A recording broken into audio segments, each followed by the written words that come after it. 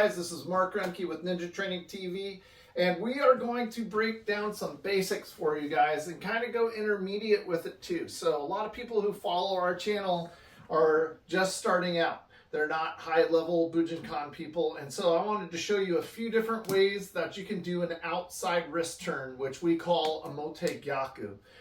We'll go off of a grab at first, and then we'll probably explore into a punch and maybe a grab punch as well. So the first thing they're gonna do is come up and grab you. They might grab you on your shirt, they might grab you on your sleeve. Most people in a bar situation or maybe they're in an accosting situation aren't gonna grab your sleeve, so it's better here. One thing you want to do instantly as a new beginner is to just cover this hand, because they can do a lot of things. If they're a good martial artist, they can pop you while still holding on, pull you off balance, push you off balance. So you want to be in your knees with your knees bent and get a cover. And then from here, I'm going to try to come off line and try to get out of the way, because that next punch is probably coming. So I'm going to have my other hand up even when I'm trying to deal with the situation. So if that other punch comes, great, I'm going to do that. And then maybe I'll do a distraction to the face, because that's going to start to loosen his grip a bit. Now, most people, to get an Omote Gyaku, you're going to want the hand to come off. You're going to twist the hand to the outside and take them down. In a real situation, you might not get that hand off. So I'm going to give you the really cool version of this, the street version. So he grabs, I cover, I get out of the way, and maybe I'll give a face shot. And then I'm just going to attach his arm to me, and then my hands both to his arm, and step back and drop and spin. So this is an Omote Gyaku feeling. I'm not getting the Gyaku all the way on. The wrist isn't turning, but I'm giving him that general direction of where that Omote Gyaku would go. If we were going off of a punch on that side, I'd get to the outside, maybe return some type of distraction, because if I just concentrate on the hand, 1, 2, boom, I'm into the next week and gone. So if I'm here with this hand, I'm going to block and try to strike right away. Look, his elbow's bent. Nobody's going to leave their arm out, and then I can turn that arm and take him down. I did that with my body and with my arm. So as the punch comes in, I block, return, strike, come in, and then try to get him into a downward position. So this is a really good way to think about Omote Gyaku off of a grab, cover, get out of the way, distract to the face, attach yourself, twist and turn and throw.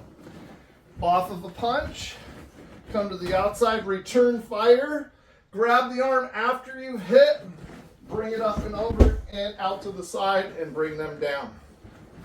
One thing I'll say that a lot of people make a mistake with on that one, if the punch is coming, I've done my good distraction hit. If you push their arm towards them, I've given him all of his power in his back leg again for him to continue with another shot. He's not just gonna wait. So here's one of the cool things about angling, distancing, and timing that we learn in ninjutsu. As I'm here, I do this shot, I have his arm extended out, and look, I'm twisting and turning and then using that to do the throw. I don't give him back his power, I keep him off of his balance. Second mistake people make with that same thing, I've shot, I pull him too far to go to that, and he hits me again with that shot. So there's a fine line of finding where you're in between these two zones. If you're in too close to be able to get his balance, you'll coil him up. If you pull him too much, he'll come right on top of you. And that's where training comes in. We start to train. We start to grill this and go 1, 2. Okay, there's the right distance. Boom, and I could feel it.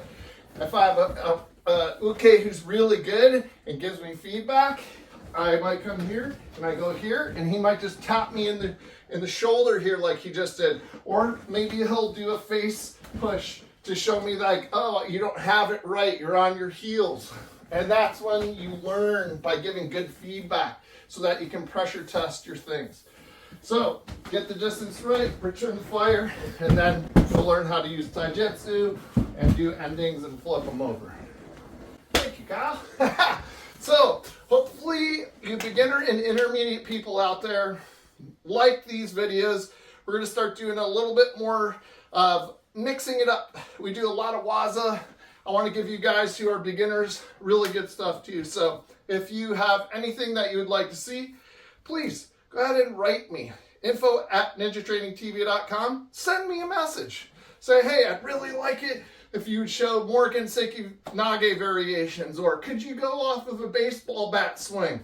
Anything that you guys would like to see. We want to make sure that you're getting the content that you want and having fun doing it. So, this is Mark Roemke with Ninja Training TV, and as always, keep training.